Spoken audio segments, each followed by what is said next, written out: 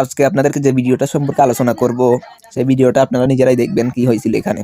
দেখার পর যেটা আপনার কাছে ধারণা, যেটা বলে হয় সেটা কমেন্ট বক্সে জানাবেন। আর যেটা হচ্ছে, রেমিটেন্স যোদ্ধারা যতই অন্যায় করুক তার জন্য আইন আছে, বিচার আছে, সেটা পরে ব্যবস্থা হবে আইনগতভাবে।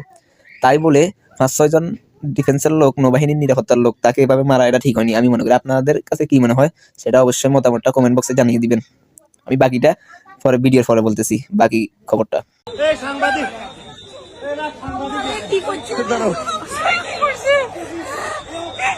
আমার ব্যাগটা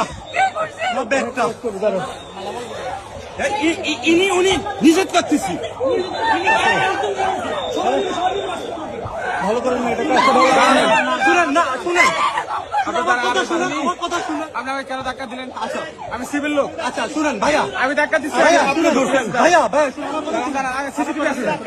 আপনি আজ উনারে ধরছেন না? আমি ওনাকে ধরি নাই। ধরেন নাই?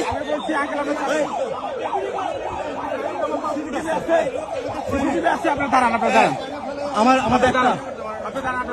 আপনারা 5 জন 6 জন মিলে মারছেন ওরে। আপনারা 5 জন 6 জন মিলে মারছেন।